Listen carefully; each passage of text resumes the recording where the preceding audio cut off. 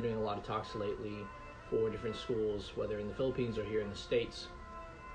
And a lot of questions come about regarding relationships, regarding marriage. Why do they work? Why don't they work?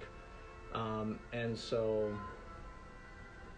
I wanted to just jump on and say some things. And if you guys have any questions, feel free to jump in. James says, any advice you have in regards to dating within the gay community? That's a good question. Okay. That's a complicated question. Because one, I'm Catholic. So I really believe what the church has to say about that. But I want to start by saying, first and foremost, that I love what Mother Teresa said. Mother Teresa said this. She was interviewed about the stance of the church when it comes to homosexuality, when it comes to gay marriage. And the interviewer, she stopped the interviewer when near the beginning of the conversation. And she said, from the rest of this conversation, for the entirety of this conversation, I want you to call them what they're really meant to be, which is they are beloved sons and daughters of God. And so he said, okay. And so he started the conversation again, the interview again, and he said, so what do you think about beloved sons and daughters of God? And so the rest of the conversation, that's what they're called. And that's our identity. So our identity, first and foremost, is that as Catholics, as Christians. So that has to be the starting point. Now, we can talk about the ins and outs of what that means and how to live a holy life. But I kind of think about it this way. I liken it to this. We all have different attractions. We all have different things that we're pulled towards. But that's not our identity. I may be attracted to 100 women. I may be attracted to 1,000 women. What if I get married someday? Probably, who knows? Maybe I'm attracted to 1 million women or 1 billion women. But that's not my identity. My identity is first and foremost the fact that I'm a beloved son and daughter of God. And so in that sense, that's the starting place. All the other parts are details, and then figuring out what does it mean to follow God? Well, it means in some ways, in a big way, love. Love requires sacrifice. And oftentimes in relationships, and I think this harkens back to the topic that I want to talk about today, which is marriage and why marriages fail, is because we think of love as a feeling, but when love is really, the heart of it is sacrifice. So in that sense, we have to look at where God is calling us to sacrifice. And that's where we have to take the conversation, because I have to sacrifice every day. We all struggle with different predispositions. We all struggle with different sins. I'll be the first to say that I'm a sinner, and I'm trying, by the grace of God, to become a better person. So we're all called to that. We're all called to be better people and to love others. And to, even in a sense, love ourselves, do what's best for ourselves. And oftentimes, even though we're drawn and pulled in certain ways, those things aren't always the best for us. I may be attracted to somebody, but if it's not my wife, then that's where it ends. I can't act on that. It's not what God has called me to. So in that sense, that's where we have to take that conversation. Does that help a little bit? The details beyond that are, what is God? What are we made for? And if we're made for love, if we're made for relationship, then what does it mean to be created in the image of God? And then what does it mean to be male and female? And what are we made for? So if God has made us in that way, what is the purpose of relationship? What is the purpose of marriage? What is the purpose of dating? Really, at the end of the day, is that procreation is the heart of marriage. Family, children, having children. So we look at what these certain acts, the marital embrace, so to speak, and that's what it's made for. We're made for that, so that it bonds you, number one. There's a unitive aspect, and there's a procreative aspect. So that becomes the stable foundation for children to really thrive the best. And also we have, I know it's not popular to say, but these roles that God has given us as human beings, we are we develop by looking to the people in our lives or the people around us, and seeing who we are meant to be. So when it comes to guys and how they develop, guys often will almost always gravitate and model themselves after the most dominant masculine person in their life. Well, if that person is usually their father. So if we have a mother and a father, then you can clearly see your role in that regard as a man, to see how am I to love my wife, and likewise for women to see how does dad treat mom, so that guys can know how to treat their future spouse, boys, as they develop and grow. And then girls look to dad to see how does dad love mom, so she knows what type of man, to look for, and to appreciate and to want. And I think the biggest problem in culture today, one of the biggest ones for sure, is fatherlessness. It's the cause of so many different issues because there's a lack of masculinity, true masculinity. And so the attack on masculinity, the attack on even traditional marriage, is really it's rooted in that lack of it's rooted in the lack of a traditional understanding that we were made for a specific type of life, and so that kind of all ties into that question that you have. I don't know if it was helpful, but let me know. I'm going to leave it at that and bring it back to you. Nari says, so why do you think marriages fail? What causes it? What are the effects of divorce on both parties? Yeah, that's a great question. That's one of the things I want to talk about. So when it comes to marriages, why do they fail? I think number one is selfishness.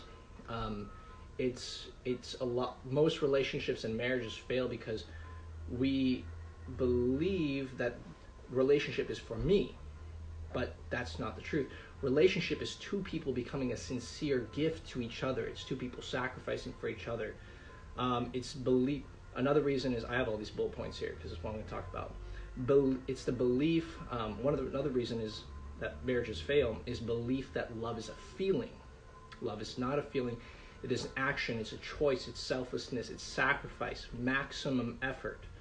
And so in that sense, like, you really look at it, what does it do? It makes you a better person. And that's what marriage is really supposed to do in one regard, is that it helps you to also be a better person. It helps you to become a stronger person. And so in that regard, I think marriages fail because we think of it as this selfish thing. I want to be in this because this person makes me happy. When really, that's not the ultimate goal of it. The ultimate goal is not so that you're have immediate gratification or immediate happiness. It's so that you grow as a person, you grow together, and those moments of sacrifice are painful in the beginning, but it creates for deep meaning and happiness. Even on a biological level, if you look at the fact that whenever you do something selfish, you get a dopamine hit. Like, if I take a hit of this, vape right here, or if I eat, some ice cream, I get dopamine. These are your physiological needs, and then whenever you do something that's selfish, you get a paycheck or whatever, it releases dopamine. It tells you to keep doing this because this is your survival mechanism within your brain. But the problem with that is you're only living on that bottom level of Maslow's hierarchy of needs, that physiological needs. You're basically just living in a survivalistic state of mind instead of becoming what you're meant to become, which is that self-actualization. So in that regard, we are often depressed, we are often empty, and we have no meaning, and we lose focus. We don't know what we're supposed to be doing or where we're supposed to be going because we're thinking that life is meant to be lived for ourselves when it's not. Mother Teresa said this. Actually, there's two people who said the exact same quote. But Mother Teresa said that life isn't worth living unless it is lived for others. Unless it is lived for others. Why? And who else said that? Albert Einstein. So both the holiest person of the last century and the smartest person of the last century said the exact same quote. Why? Because whenever you get something, it releases dopamine. Whenever you give selflessly, say somebody drops a bunch of things and you help them pick it up selflessly, or help somebody, help the old lady cross the street, what it releases in your system is oxytocin. And what does that do? It helps you, it actually reduces stress. It makes you feel connected.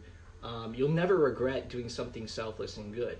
Even if the other person doesn't appreciate, because it's really not about them in that sense. It is, but ultimately it also is about you and how you want to live and be. So we aren't made for these just living for ourselves and this survivalistic mentality. We were meant to become sincere gifts to other people. And this is why relationships and marriage is so awesome, because it gives you that opportunity to love beyond yourself. Yeah. So let's see, I can keep going. But any questions so far? Let's see if there are any questions. Okay, so I'm going to jump to here. Yeah, so oftentimes too, people say, well, how do you know if two people are compatible? And that's a really good question, because compatible comes from the same root word as the word compassion. It's a great question. How do we know if we're compatible? It comes from the same root word as compassion, which means to suffer with. To suffer with. If you look at the vows you take on your wedding day, what are they? For better or for worse? In good times and in bad. Those vows are vows of suffering. So one of the problems with relationships these days is that we think of relationships as things that are going to make us happy and fulfilled and everything else. And there is that aspect to it, but it comes at a price. The reason why relationships fail, the reason why marriages fail, is the unwillingness to suffer. So you have the unwillingness to suffer in a relationship or in marriage. Well, of course, this was going to happen. Sacrifice. I heard this quote, and it's that love without sacrifice is mere sentimentality. And mere sentimentality is really just selfishness in your feelings. Remember, love isn't a feeling, it's a choice, it's action. So in that sense, if you are looking to someone else to make you whole and they fail you, whatever, yeah, of course you're going to be upset. But you have to understand that in a relationship, it should be two people striving to be selfless. It should be two people striving to sacrifice. It should be two people striving, willing to suffer with and for that other person and what's best for them. We think of love as getting, but love is truly giving. So everything's flipped on its head, and especially in modern culture, when we have such instant gratification culture where it's very self-centered and individualistic. So in that regard, if you just kind of flip culture on its head and say, oh, okay, culture says relationships about me, well, if this person doesn't make me happy, and yes, there's, to an extent, you have to find somebody who's good for you, but it needs to be somebody who's good for you from the point of view of the fact that they must have virtue, they must have the same mindset, they must have the same heart. Now he says, so how would you know you're in love with somebody and not just holding on to them? I think you mean onto them because of probably some trauma you faced in the past. Great question. Okay, so how would you know you're in love with someone and not just holding on to them because of some trauma? Okay, so first of all, being in love, those are feelings. You might meet somebody and you instantly feel those feelings, those warm butterfly feelings or whatever. And that's how we're made, sometimes. But we have to temper that. We have to say, okay, just because I feel this way doesn't mean that this person is totally right for me or has sufficient virtue or is a good person. We can all be attracted to different traits of another person, but we have to be able to step back and say, okay, I may be attracted to them, but do they have the correct qualities to even be with this person? And a lot of times you'll find that probably not, even if you are initially attracted to them. So most of the time when you meet somebody initially, it's infatuation. And so one way you can know, when you say in love, here's the thing too. Being in love comes and goes. Those are feelings. Those are things we experience. Imagine that you're married for 5, 10, 15, 20 years down the road. yeah, you might still have some of those feelings, but more often than not, most of the time, those feelings fade. You know, those feelings, those initial feelings, the butterfly feelings will fade. Well, does that mean you're no longer in love? Well, yeah, technically yes, because it means those emotions have died. But that's the thing. Love is not a feeling. True love is not a feeling.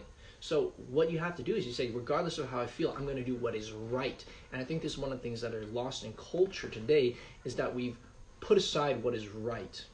And we said, what do I want? How do I feel? We have to put aside our feelings and say what is just and good.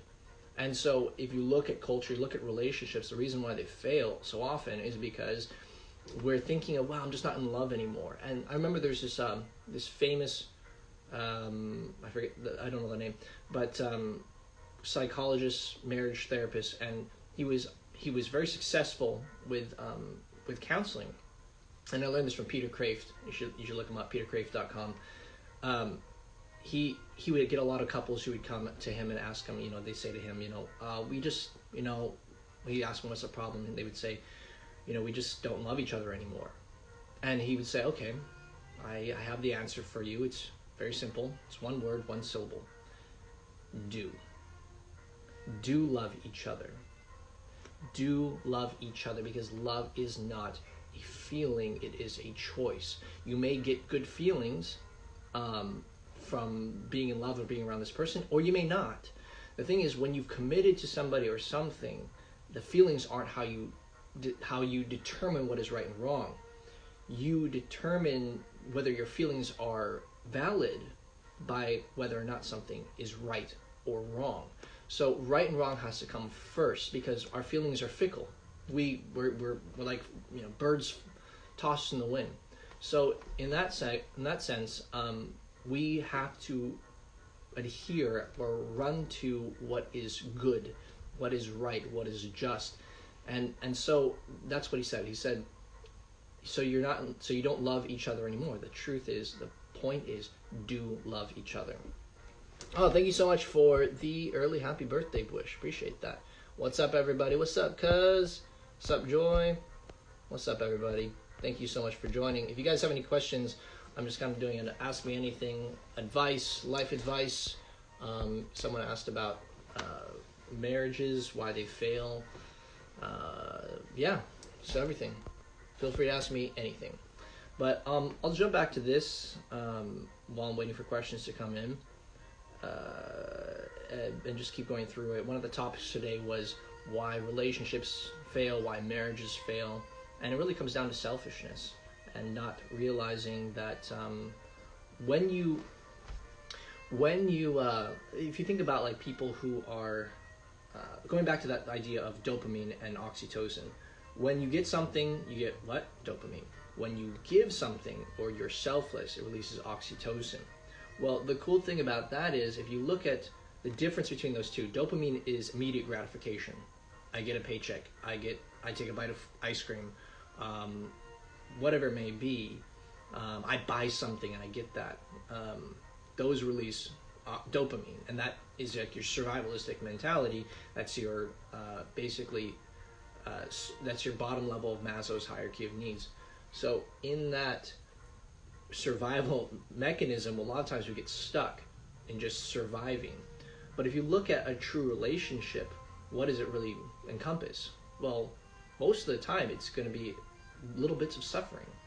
And you might think, oh my goodness, so I don't want to be in a relationship. No, think about it. What is taking out the trash? Is that instant gratification? No. That's small amounts of suffering. Take out the trash, you sweep the floor, you make the bed, you brush your teeth. If you think about everything in life is really meant to be not self-centered, but outward-centered. So you might say, yeah, I brush my teeth so my teeth don't fall out. And that's good.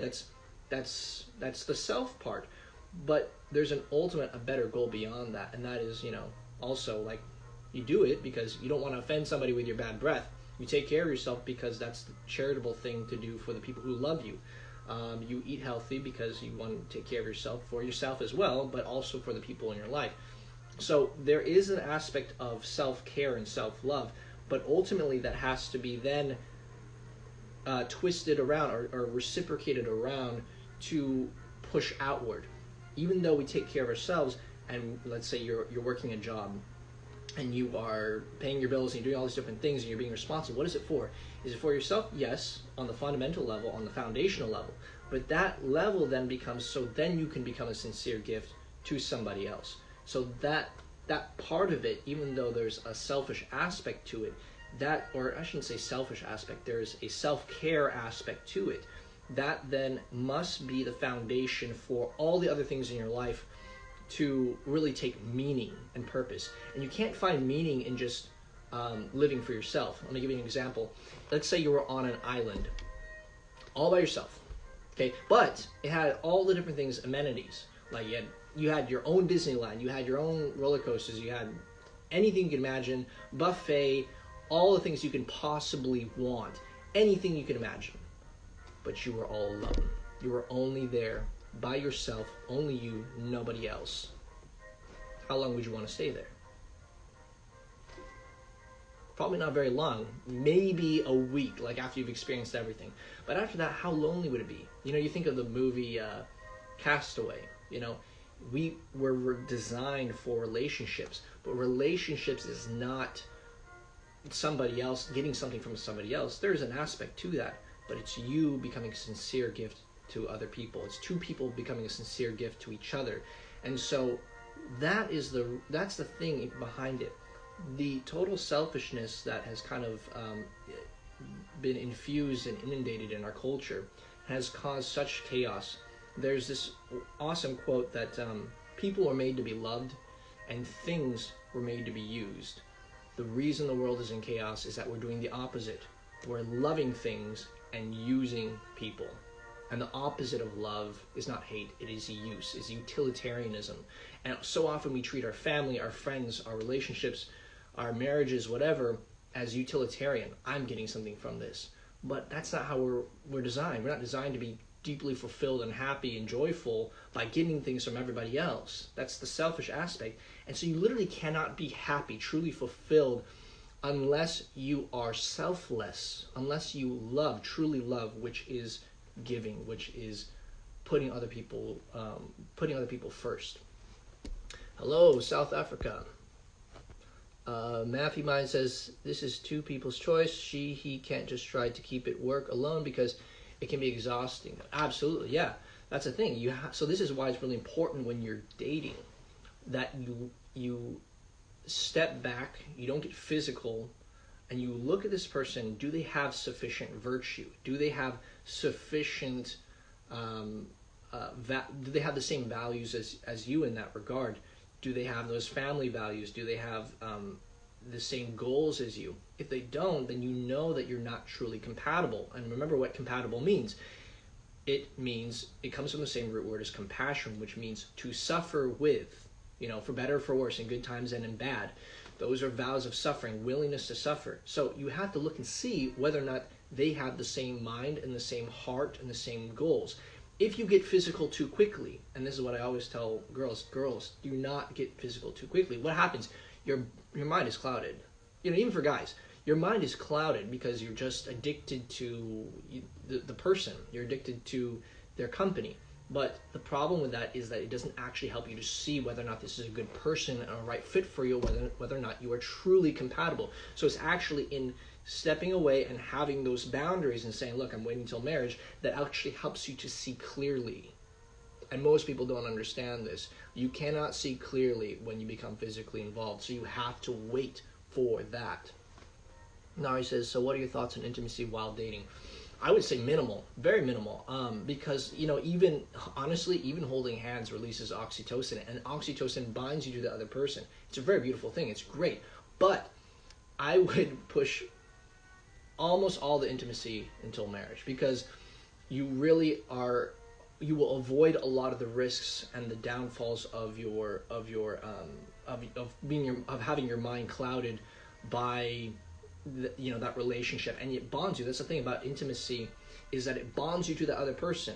And the problem is, if you bond to the other person and then a year or 2 years down the road you realize you're not right for each other, well, you should have been thinking about this before. But the problem is it binds you and it blinds you because the emotions are so involved. And it's a beautiful thing to be bonded and to have those wonderful emotions. It's great. It's supposed to do that so you have a stable family for children. But the problem is if you do that too early and then you realize this isn't person, guess what? You're bonded to somebody that you're not supposed to be with.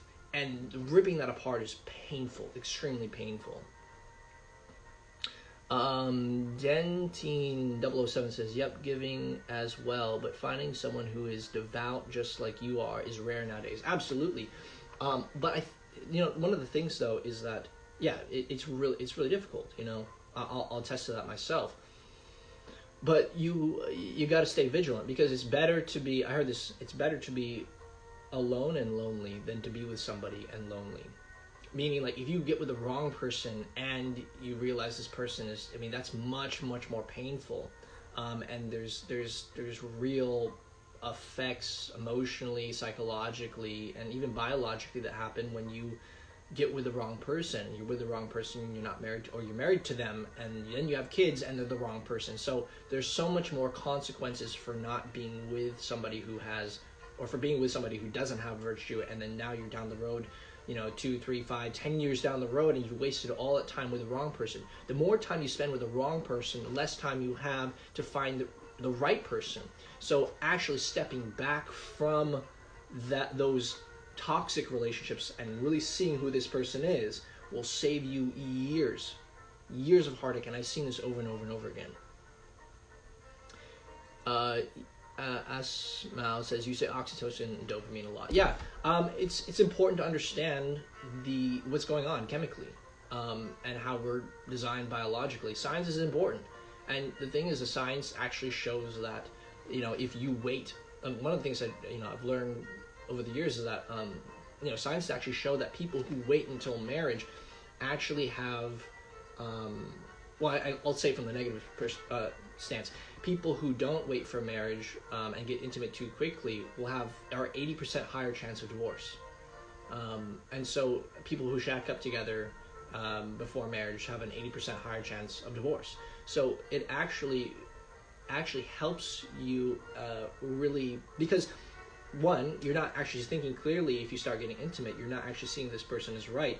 It's only in making it, for instance, we're also quick to jump into things. But one of the issues is I see, and this might contribute to I think it contributes to the 80% higher chance of divorce if you become intimate before you're married, is that, if you don't make a guy, and we see this, guys and girls are a little different in how we think. If you don't make a guy wait for that, then you won't know whether or not he's just in that relationship because he likes what he's getting for you, or if he really loves you. So in order to see whether or not he can really love you, what is the heart of love? Sacrifice. What is the greatest thing the hardest thing for a guy to sacrifice? That type of intimacy, because it's such a drive for a guy.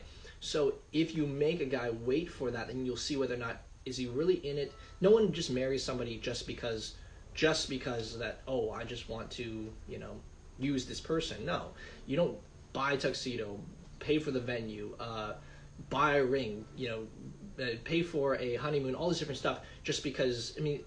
Let's be really frank. It's very easy these days if you want to live that sort of hookup lifestyle. So no one goes all the way to that aisle just because they want to, get the rocks off. No, that's not how it works.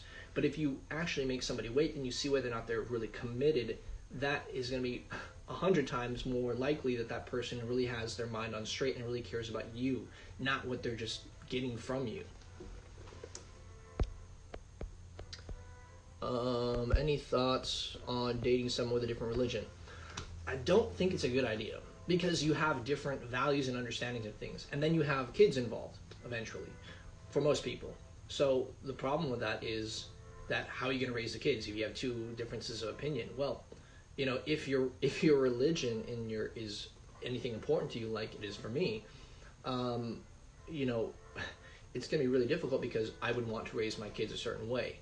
You may want to raise your kids a certain way, but if you have, there's a saying, unequally yoked, and that word comes from like an old plowing term. It means like you have two cattle they're hooked to this apparatus and they plow at the same time and they can go straight. But the problem is, like, if you have one cow or bull or whatever it is that is stronger, or than the other one, what's going to happen? It's going to veer off, so you won't be able to. They're not going to be in line with each other, and so it's good to find people who have the same values, same goals, and especially religion. It's extremely important, because there are so many values within each different religion that can be really different, and so I don't think you should be with somebody who doesn't. You're not in line on some of those really important issues.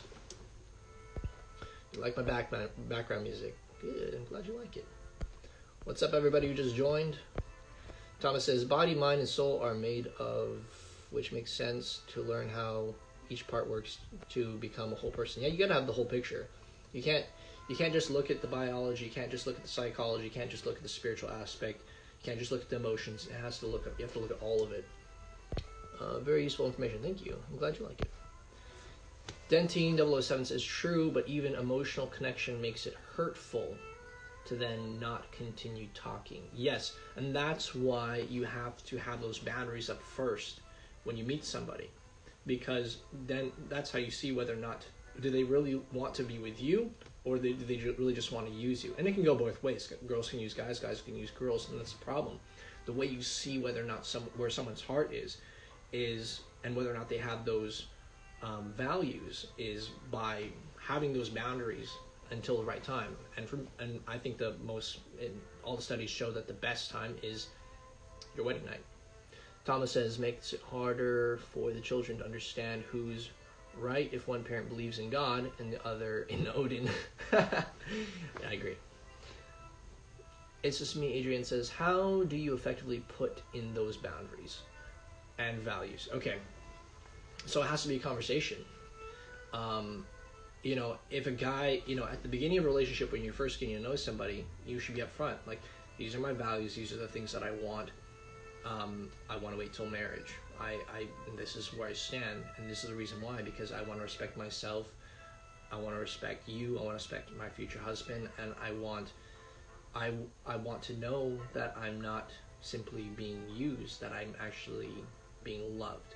And so a lot of times, the thing is, what you'll find is that you'll find three type of guys.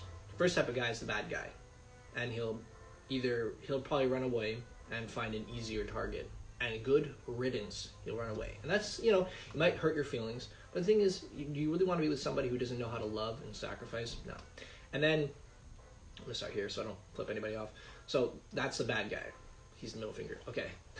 So then you have the second guy, okay, and that's the kind of guy who he really sees your value. He wants to marry you. You don't know yet, but he wants to get to know you. He sees that, wow, this person actually has self-respect. And the amount of respect you have for yourself is the amount of respect that others will have to have for you. Keep that in mind. Very important. So this guy will stick around. He wants to get to know you. He's attracted to you. He likes the fact that you actually have that self-respect and want something real, and so he'll stick around. And then there's the other guy, and you have to be careful of this guy, because this guy will be like, yeah, I totally agree with that. But what he's really looking for is to see how long will it take, or the 6 other girls that he's texting, 10 other girls he's texting, which one's going to give in first. So in order to find out whether or not it's this guy or this guy, you really have to push him to put those boundaries up until marriage, because you don't know if he's really this guy, and you don't know if he's really a strong man who can sacrifice his pleasure up front for what's best for you. So you really, these are the two guys you're looking for this guy, but the way you find out whether or not it's this guy and not these two guys is wait for marriage. And then there you go, ring finger.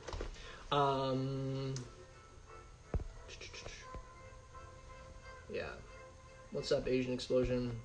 Tia Aubrey says, yes, that's very insightful. I'm a Christian, so my religion is very important. Awesome. Thank you for the advice. Great. You're welcome. What if you're someone who's easily a pushover and soft? Any relationship advice? Grow a backbone. Grow a backbone. And then don't put yourself in compromising situations. Always have a friend. Don't go out alone. Don't go to his house.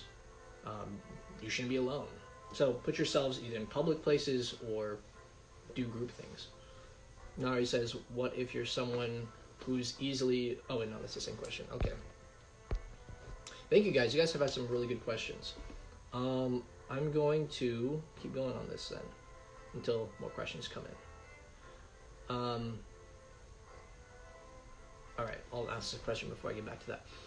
What are your thoughts on long-distance relationships? Do you think it works out? So I think you can meet somebody over the internet, but you cannot get to know them. You cannot date them over the internet, if that makes sense. The thing is, you really requires being in person. And you know, we've heard about all the different catfishing these days. It's like, it's a mess. So I don't really recommend online dating. I get it. It's 2020. You know, it's people try it. We've tried it. But I don't prefer it. Like I said, I think you can. A lot of people have met their spouses, their future spouses, on, you know, dating sites and whatnot. It can happen, but yeah, just be careful, be wary, and yeah, I don't think you can date long distance. I think that if you met initially, let's say, and then you got together, and then you realize you want to stay together, but you had to move away from each other for a time period, then that might work out if you guys are on the same page. But it'll definitely make it more difficult. So I mean, everything can be an opportunity to grow and to become stronger, but it definitely makes it more difficult. Nari says, do you believe in love at first sight? I was asked this question, I think, last night or earlier today. Love at first sight. No, because love is a choice, really at the heart of it. It's sacrifice, it's giving, it's to will the good of somebody else. So love at first sight is only infatuation at first sight. You can be attracted to them the first time you see them, physically attracted to them, but the thing is, it's not real love. It's infatuation. It's attraction. You can be attracted to somebody, you can be infatuated with somebody, but it doesn't mean that you actually love them. Now, you can want what's best for them. That's what love is, wanting what's best for the other person. But if you just meet them, then you have no reason to allow your emotions to carry you away. So you have to really curb your emotions. You have to temper those emotions, because the infatuation, you know, can take you away. Can take anybody away. Emotions are strong, so you have to curb those and see whether or not this person actually has that a strong enough virtue, if they have enough virtue to be potential spouse. So if you're not doing that, then you're really putting yourself in, you're really harming yourself. What's up, everybody who's joining? Just doing an Ask Me Anything session. Like last night, I decided to do it again. I had a really fun time, and I really like this. So, yeah, anything, life advice, career, dating, marriages. One of the topics I've been talking about is why I think marriages fail so often. Maffy Mime says, would you show the real us in front of each other while still dating? Some people tend to change ourselves to our partner's dream girl, boy, buy flowers, surprise. If they love us, they will accept. Would you show the real us in front of each other? If you mean as far as personality and who you are, I think there's something to that. Yeah, I don't think you should try to hide so much. You know, in the dating process or in any process, any relationship, sometimes we have inclinations to act or be a certain way, because we know that will make us liked, in a sense. And there's something to that, because, you know, if we just did everything that our, you know, every whim that came to mind, every emotion that came to mind, and we just went with it, we probably wouldn't be very good people, because, you know, we have flawed tendencies. So it's not, sometimes it's hiding, sometimes it's not hiding. I wouldn't lie to the person, but good relationships, you know, move you to be a better person. So that's a good thing. So and even John Paul II said that, you know, when people first fall in love, it automatically makes them want to give up their free will. You want to love the other person. So there's something healthy within that. But eventually those feelings will fade. They always do. And so when those fade, then what are you going to do? You're going to stop loving them just because you're not feeling it? The thing is that real love requires sacrifice and perseverance and selflessness and ultimately willingness to suffer. So you have to be willing to suffer with and for the other person. That's what compatible means. Remember, compatible means, it comes from the same root word as the word compassion, which means to suffer with. So you have to see whether or not the other person is willing to suffer for you as well, with and for you, and you for them. What do you think is the best age for a girl to start dating? Best age. I think it requires maturity and understanding of these things. So I don't know if there's a specific age that I would say. I think there's a specific maturity level, and that comes with knowledge, comes with wisdom, comes with understanding what dating is for. Dating it's two people seeing. Real dating is two people seeing whether or not you are compatible, whether or not you have the same values, whether or not you have the correct amount of virtue, whether or not this person really loves you or just wants something from you. And so age-wise, whenever you're at the point when you can discern those things, or you have somebody helping you discern that, whether it's your parents or really good mentors. I wouldn't say friends, because a lot of friends are not as informed as we'd hope and want them to be, which is why it's really important to find really smart, good, virtuous friends. There's this quote that says, "Show me your friends and I'll show you who you are." You know, you are the sum total of the 5 closest people to you. So if you don't have good friends, you got to find a really good mentor. You got to find, or if you have great parents who can discern, they're really helpful, because why? They're older, they have more experience, they have good instincts, they've been around it, they're living it. So sometimes it can be, sometimes not. Sometimes they give you bad advice. So if you can discern those things, whether or not this person has sufficient virtue, whether or not they have the same values as you, and whether or not they're willing to sacrifice up front, you know, those in that sense, age, I don't think plays as big of a role in dating. Matthew says, I mean, don't pretend to be someone else to satisfy others. Yeah, no, you shouldn't be pretending to be someone else. You should just be growing as a person and becoming a better person. That's what you should be doing. Yeah, not pretending. You should be that, you know, become what you're meant to be. So I think that don't pretend, be that. You know, don't put on a mask, become that. Thomas says, what should both men and women strive for before dating in order to relationship to be successful? Men, you need to be virtuous. You need to be serious about what dating is meant for and not use or abuse or manipulate women. And you need to be able to provide for yourself and for a family.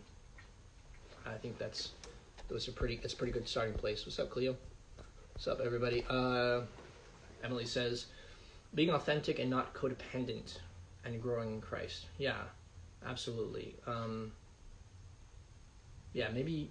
Yeah, that's a good point. Yeah, you have to be authentic and not codependent. Absolutely. You can love and care for each other, but not codependent.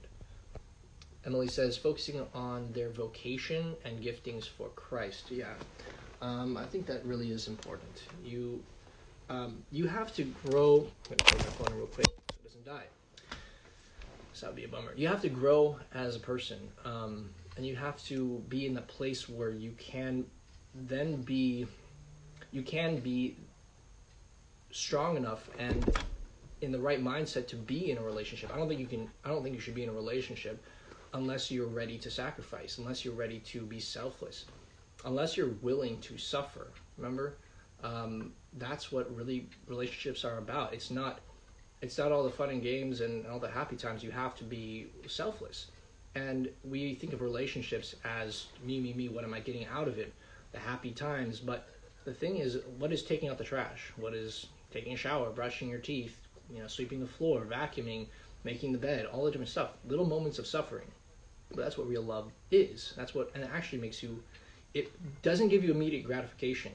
But when you do it out of love for the other person, what's released, well, one, it makes you truly deeply fulfilled. And even on a biological level, it releases oxytocin, which is longer, more deeply meaningful happiness, as opposed to the instant gratification, which releases dopamine.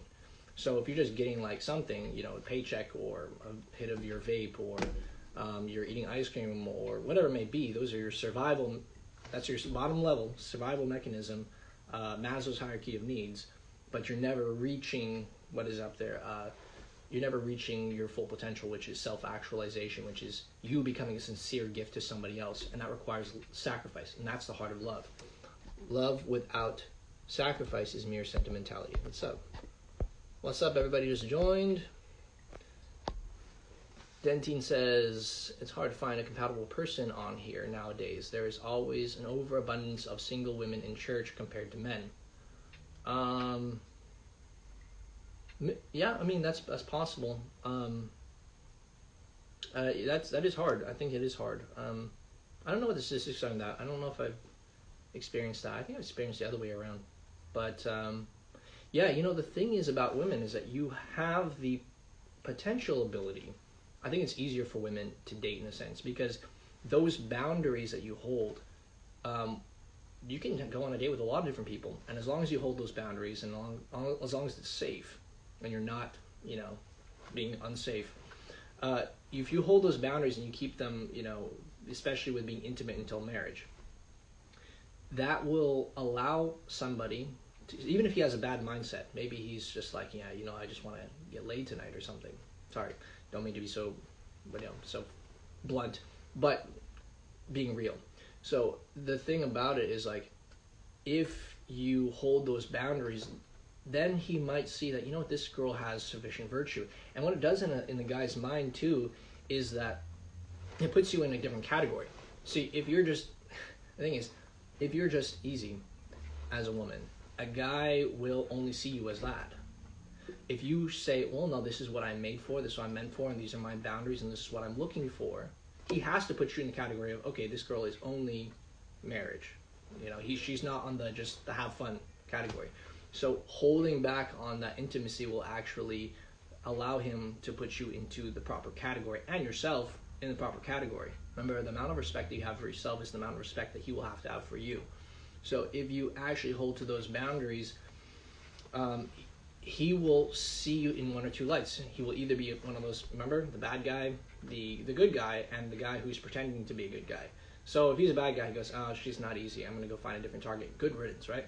And the good guy will, wow, this girl actually wants something real. I can actually trust her because she's not manipulated into intimacy by me. She actually wants something real. That's marriage material.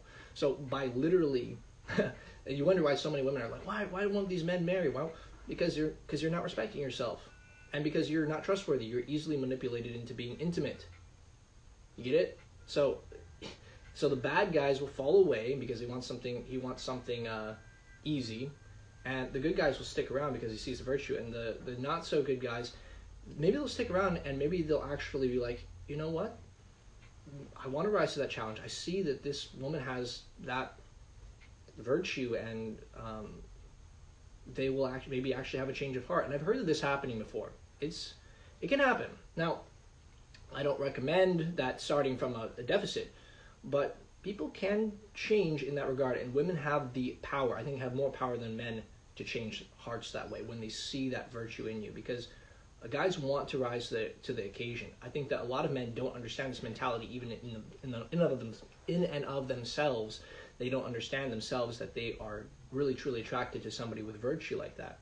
But I think a lot of men out there, regardless of how they normally think, would recognize that there's something deep within a person's soul, like, oh, well, yeah, I might have fun with this person, but I'm never going to marry them. And so what happens is they end up getting with this person, but what happens? There's insecurity on both sides, and it becomes ridiculous. What's going on, everybody? How do you avoid codependent relationships? It's been a while since I studied that, I'll be honest, so I'll have to come back on that one. It's been a few years. I can't really speak to that one right now. But there is a need for you to have independence. There's a need for your independence. You cannot rely on that person for everything in your life. You have to be able to stand on your own, and you have to be a whole person.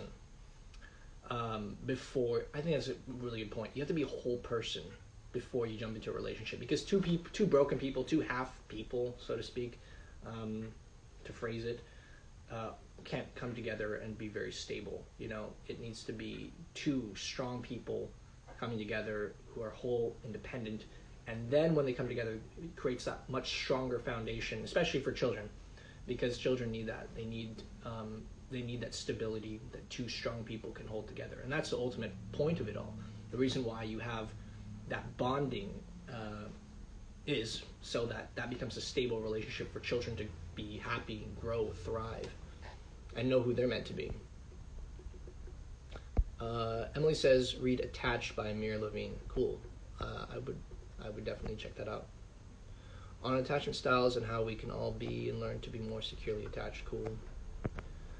Keisha says, I think it's important to have a shared vision as a couple, but also have your own separate goals to work towards. Yeah, I agree in that regard, into somewhat at the beginning. There is the more traditional approach, which is I'm just going to say what it is, where the man would provide and protect the family. That's his main roles, and provide for and protect the family, and mom would raise the kids. Obviously, they both raise the kids, but I think there's a really important aspect to that. There's a great book by Erica Commissar called Being There, and talks about how it's really important for children to have mom at home, and how it actually can cause emotional scarring. It can actually cause emotional impact especially on younger children. And I think that I think there's a lot of validity to that, on how we develop, So I think that honestly, looking at everything, that is the healthiest way for a family to be set up. It is more traditional, and it's definitely not the modern idea, but I don't know. I don't esteem too many modern things, and I think that there's been a lot of harm done, because of those aspects. So in that regard, I really do hold to that more traditional setup. What's up, everybody joined? Nari says, so what if you have those boundaries and he still forces you to be intimate? I'm really sorry. If that's happened to any woman, that would be called rape, if that's what you're trying to say. And you should call the police and have him arrested, because nobody should be forced to be intimate. That's horrid, and he should go to jail. Matthew says, how do you make ex-boyfriend stop bothering me, though? Block him. Block him on social media, block his number. Simple as that. Dantine says, pray for God to send him away from you and block him from all social media. Yep, good, exactly, perfect. Yeah, Being There, correct. Emily, that's correct. Being There by Erica Commissar. Erica with a C, Commissar with a K. So, all right. Asmal says, I'm a final year medical student. It's really difficult. I feel like giving up. Any advice?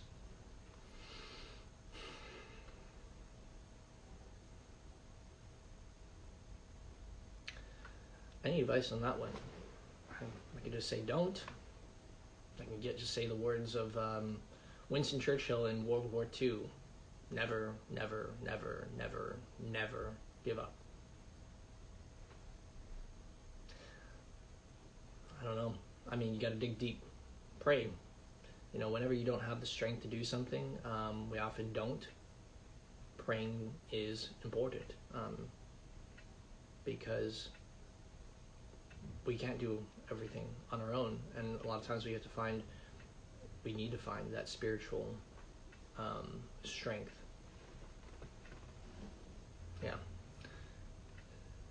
Matthew says, Dentine, thanks dear, they bother me at work and sometimes in front of my house, though, after he broke my heart and left me a year ago. I mean, maybe get a, what do you call it, can't think of the word for it right now. What's the legal thing where you you get where they basically say that person can't come near you. Restraining order. Restraining order. Get a restraining order. I think that's the best thing I can advise for that. That's terrible. Yeah, restraining order is the best thing I can think of. Get some pepper spray. Not a bad idea if they approach you and you think they're going to be physical or harmful. So yeah, restraining order and some pepper spray. Pepper spray works, believe me. Well, should I go on with this? I think I might stop it there unless people have any core questions. Let me see what I can end it with while I'm waiting for your questions.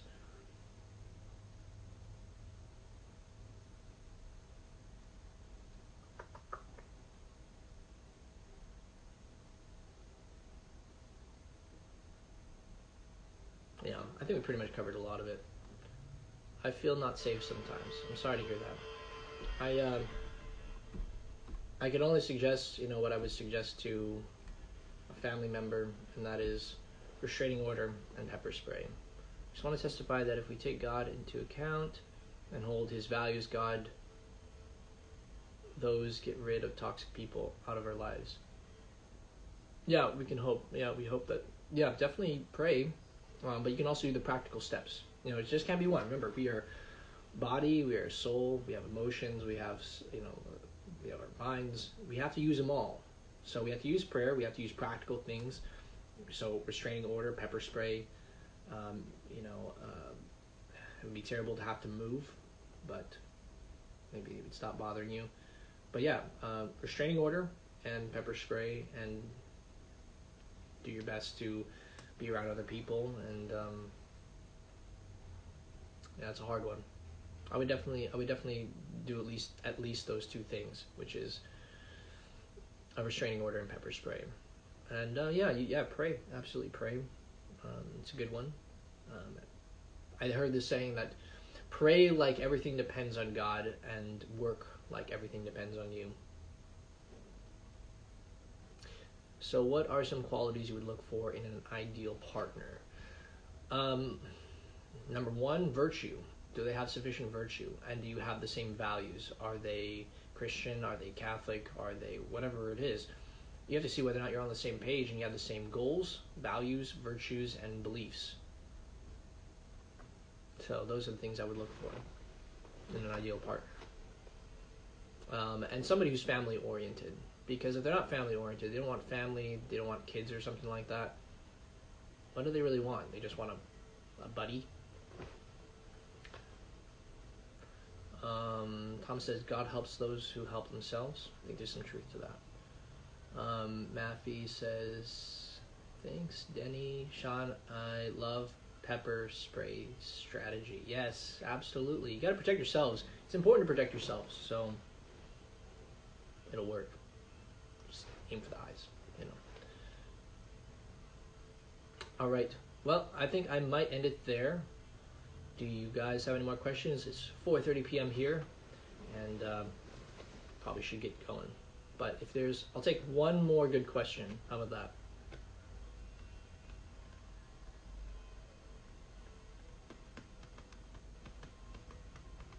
What's up, Lakeisha?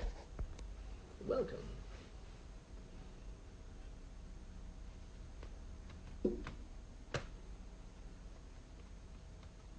Is that it? No more questions? Thanks, Nantine. I really appreciate that. Thank you.